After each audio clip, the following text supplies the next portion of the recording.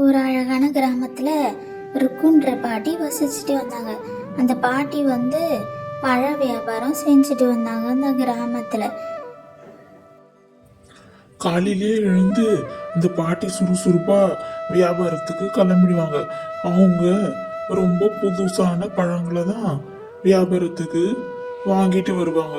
எப்பவுமே புதிதான பழத்தை வாங்கிட்டு வந்து அந்த பாட்டி கிராமத்துல இருக்கிற சந்தையில விற்பாங்க. அதனால அங்க இருக்கிற மக்கள் எல்லாம் அந்த பாட்டி கிட்ட பழத்தை வாங்குவாங்க. பாட்டி, எனக்கு கொஞ்சம் ஆப்பிள் பழமும் ஆரஞ்சு பழமும் 1/2 கிலோ கொடு பாட்டி. ஏண்டி அம்மா, நீ சந்தையில் வாங்கக்கூடாதா? நானே அவசரமாக வியாபாரத்துக்கு போயிட்டுருக்கேன், இப்போ வாங்குறியே. இப்போ தான் பாட்டி உங்களோட பழம்லாம் நல்ல புதிதாக இருக்கும், அதனால தான் நான் இப்பயே வாங்கிக்கிறேன். அந்த ருசியும் ரொம்ப நல்லா இருக்கும். சரி இந்தம்மா வாங்கிக்கோ, உனக்கு என்ன பழம் வேணுமோ நீ வாங்கிக்கோ அப்படின்னு சொல்லிட்டு அந்த பாட்டி சந்தைக்கு கிளம்பிட்டாங்க. அந்த பாட்டி வித்துட்டு வந்த சந்தைக்கு அருகிலேயே ஜமீன்தார் ஜூஸ் கடை ஓப்பன் பண்ணலான்னு பார்த்தாரு. அதனால அங்க இருக்க கடையெல்லாம் காலி பண்ண வச்சாரு ஜமீன்தாரு. அதனால இந்த பாட்டியோட கடையும் காலி பண்ண வச்சு நினைச்சாரு ஜமீன்தாரு. அதனால அந்த பாட்டியும் அந்த பழக்கடையை எடுத்துட்டு தன் வீட்டுக்கே போகலான்னு நினைச்சாங்க.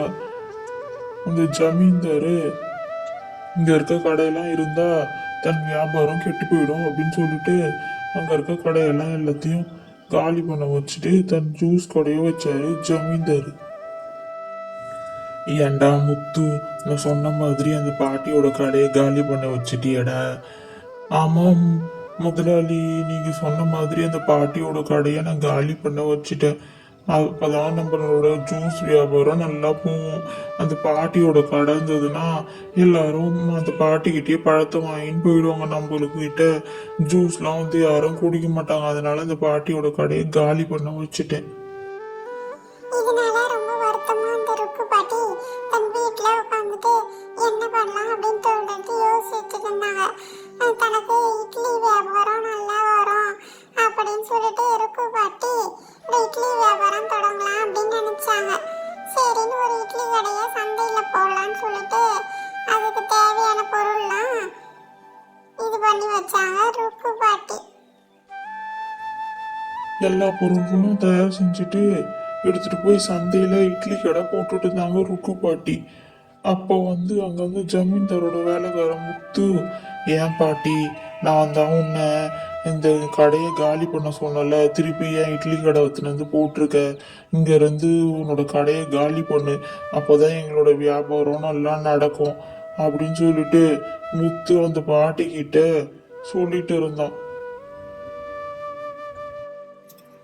அட ஈடுபட்ட போயலே, நான் பழக்கடை போட்டுருந்தா அதையும் காலி பண்ண வச்சுட்டீங்க, இப்போ இட்லி கடை போட்டுருந்தா அதையும் காலி பண்ண வச்சுக்கிறீங்க, நான் எங்கே தான் போய் கடையை போகிறது அப்படின்னு அந்த பாட்டி ரொம்ப வருத்தமாக பேசிகிட்டு இருந்தாங்க.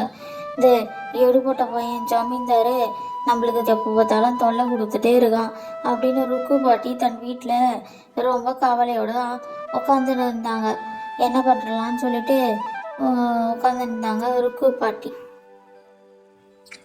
கொஞ்ச நேரத்துல அங்க 2 பேரு, பாட்டி உன்னோட இட்லி கடை நீ எடுத்துட்டேன்னு நாங்கள் கேள்விப்பட்டோம். எங்கள் வீட்டில் ஒரு விசேஷம் வருது, அதுக்கு நீ இட்லி வடை எல்லாம் செஞ்சு தரியா?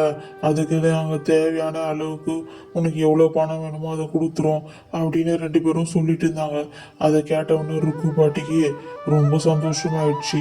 சரின்னு நம்ம இட்லி கடையை நம்ம வீட்டிலேயே வச்சிடலாம், நம்மளுக்கு எந்த தொல்லையும் இருக்காது அப்படின்னு சொல்லிட்டு ருக்கு பாட்டி தன் வீட்டில் இட்லி கடை வைக்கலான்னு நினைச்சாங்க. தன் வீட்டில் இட்லி கடை வச்சு இட்லி எல்லாம் செஞ்சு அவங்க கேட்ட விசேஷத்துக்கு எடுத்துட்டு போலான்னு பார்த்தாங்க ருக்கு பாட்டி. அவங்க வீட்டு விசேஷத்துக்கு இட்லி எல்லாம் தயார் செஞ்சாங்க ருக்கு பாட்டி.